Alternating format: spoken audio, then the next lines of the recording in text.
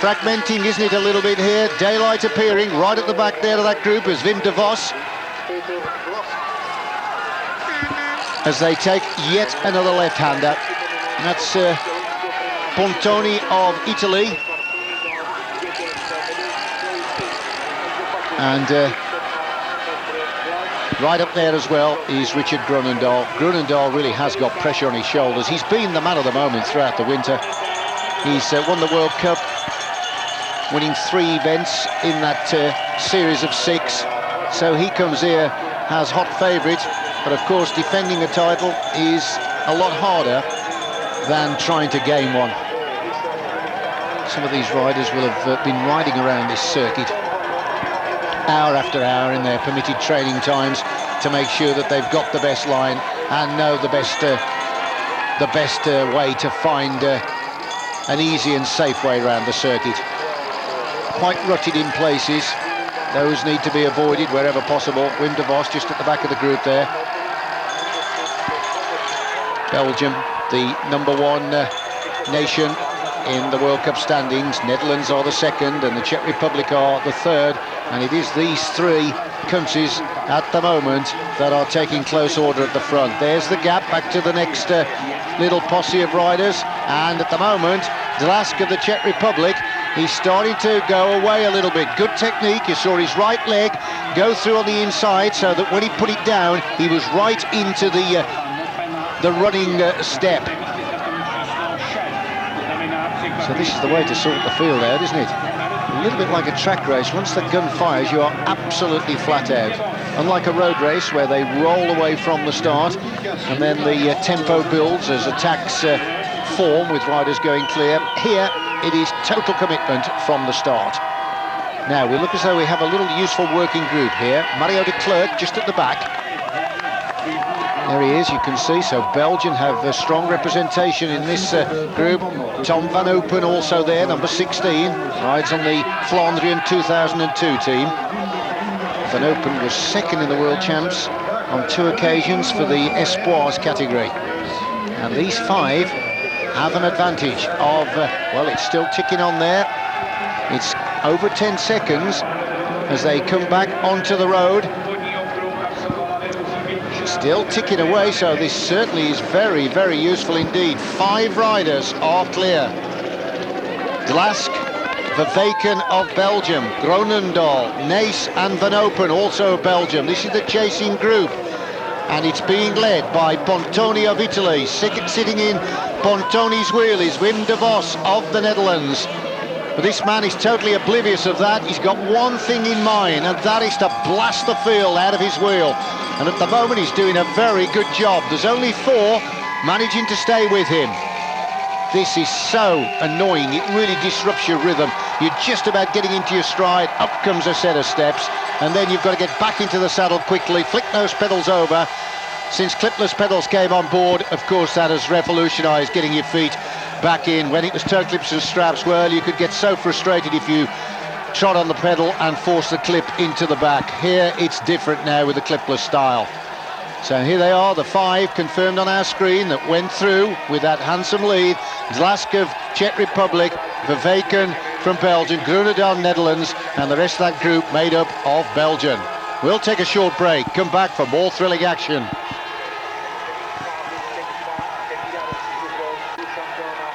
Welcome back to our coverage of the World Cyclocross Championships, coming to you from Tabor in the Czech Republic. This is lap 2, and still at the front, you've missed nothing at all, is Petr Dlask of the Czech Republic. But he slipped back to 2nd spot at the moment, and now it's the Netherlands that are beginning to turn the screw. The world champion, Grunendahl, means business here. Grunendahl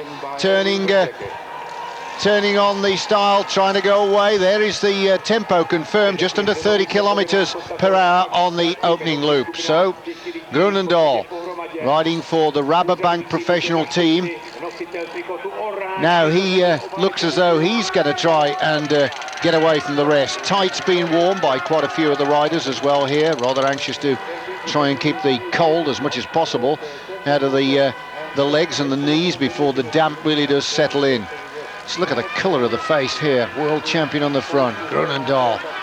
going well. Vervaeken in second place. Vervaeken, the Neely man, he's never won a world title. He's been second twice. Maybe this could be his day. There are those planks I mentioned earlier on. It really does disrupt the rhythm. You've got to sort of get your style organised to get over them as quickly as possible and get back into the saddle.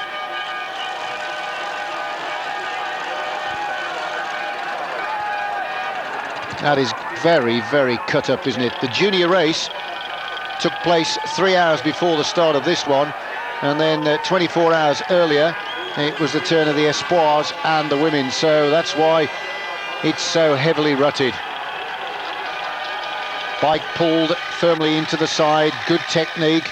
Now just watch the world champion get back into the saddle. He makes it look so easy, effortless almost, very, very fluid. Former world junior champion as well, Groenendaal. Thought he was going to fall there, but no, he's away, still going strongly. Early pace setter slipping back into third position. The Czech rider, and that's Glask. Right at the back of that group is Bart Wellens. Rides on the Spa Select team, does Wellens. Wellens was a world champion last year in the Espoirs, but he's now, of course, turned pro, riding in this elite race. But looking good. At the front are the Belgians and the Dutch, the strong nations. I think that's been researched, to say the least. They'll grab that, don't they, and swing round the corner. I think the pits are going to be very, very busy today. They're going to be scrubbing all the sand and slush and mud off the bikes, and there'll be a lot of bike changes. You're not allowed to interchange in cyclocross, so you can't take a wheel or a bike off another competitor. And the pits are marked by 2 yellow flags as you enter and as you leave, and it's only in that area that you are allowed to take a wheel or a bike. You're not allowed to take refreshments along the way either. That is not allowed. So that's the chasing group. Looks like De Vos and De Klerk there. So De Klerk, a big name, slightly off the pace of the leaders. I'm just wondering for how long, though. I feel sure he'll soon be back in contention. Here he is, the world champion, up yet another set of steps, and right at the back of that group is Tom Van Open. 5 riders now with the head of the race. Groenendaal trying to find the right gear that's going to sort them out. The 3 Belgians there and 1 Czech. Now then, I think Groenendaal is going to be under pressure if this continues. He has got Zlask that will also be trying to launch attacks against the Belgians, but 3 Belgians in this group, that is a very, very handy move for that nation. They're such a strong country in all the different disciplines on the road and on the track. Coming through here to complete the second lap. Groenendaal looking round for a bit of assistance. Lowest place rider in that Belgian team on the world rankings is 8th. That's Tom Van Open. That was the gap, 12 seconds to the chasers. Handy cushion that in these early stages. And they appear to be working together. Glask of the Czech Republic coming through again on the inside. And at the moment, this is beginning to look very promising then for these riders. Just on the inside of Glask there was Vervaeken. He's in that yellow helmet, riding the yellow bike. And right at the front is Nace. Nace from the Rabobank team. Of course, we remember last year in the World Championships when Nace and De Klerk were together and Groenendaal went away, and Nace refused to assist De Klerk despite being in the national Belgian team, because Groenendaal was in the Rabobank team, the same as Nace. And they were in tears on the podium after. Nace getting the bronze, De Klerk the silver on that occasion. There's confirmation of the leading riders' positions at the completion of that second lap. 11 seconds then was the advantage over the nearest chasers. Just look at the size of the crowd. They love their cyclocross. It's a very popular sport in the Czech Republic. And they've produced some very smart riders for this winter discipline over the years. Their most successful rider, he's in the field today, that's Radomir Simonek. He's 39 years of age today now, Simonek, and he's the only man to have won a world title in all the different disciplines. That's junior, amateur twice, and he's won the elite title once back in 1991. And his son finished second in the world junior title race before this one. So the family tradition being carried on. There are the two chasers trying to get on terms with the leaders, and that's De Vos of the Netherlands and De Klerk of Belgium. Now then, can they bridge to the leaders? It's 11 seconds the gap they've got to get across. This is the next group behind, and that contains Wellens and Journeys. Journeys, what a bike rider he is. 3 times world mountain bike champion. He's also been the world cyclocross champion. Journeys from Denmark. He always tends to start towards the back of the group, but then makes up ground as the race begins to unfold. They make the burden of the bike look so light.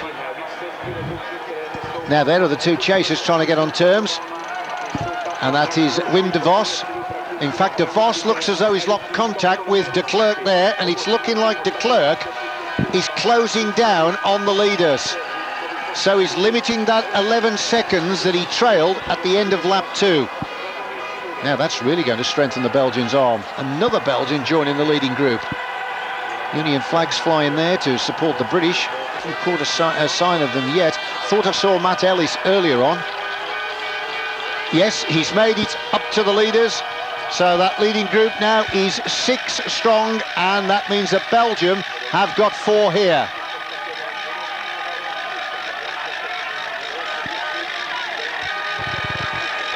Up the front, still turning the screw here, is Nace. Then it's Dlask. Then the world champion, Grunendahl. He's got his work cut out here, hasn't he? You can just see at the top of the picture, De Klerk coming across. There he is. So, good riding by the 35-year-old former world champion. De Klerk is now riding on the team in Belgium, Domo Farmfrit. And it's amazing how some of these road riders can excel, these cyclocross riders can excel on the road as well. We've had many great stars that have been able to win at both disciplines. Roger de Vlaminck, classic winner and world champion. Pascal Richard, another world champion of cyclocross and a classic winner and winner of the Olympic road race in Atlanta. And Klaus-Peter Thaler, who's been twice a world cyclocross champion and a wearer of the yellow jersey in the Tour de France. And the man I mentioned right at the top of the programme, Jean Robic, the diminutive Frenchman who won the first world cyclocross title and also won the Tour de France back in 1997. So, good cyclocross riders are also good road riders. So some elect to ride the cyclocross discipline in the winter, and other pros, well, they ride on the indoor tracks in the 6-day races, and some of them, well, they just rest up between seasons. But here this leading group, 6 strong, with 4 Belgians, 1 from the Czech Republic and 1 from the Netherlands, look as though these are going to be the men that will decide the medals. There is one of the pit areas. You can see all the helpers with the spare bikes looking, asking the riders if they want to make a change. You're not allowed to enter a pit area to pass riders in front, so if there was a crash that was blocking the course, you're not allowed to go down the pit lane and come out in front. You would be disqualified for that. You'd have to find your way round the crash. Well, Dlask starting to go away here. Now, is he starting to make his effort a little bit too early? The big fella has had a sense of urgency about him ever since the start. He took it on right from the start. Oh, it's nearly a crash there. And that looked very much like De Vos that nearly went down. Wim De Vos almost lost it. He certainly lost contact or lost further ground on the leaders. 7 more laps to go. They calculate how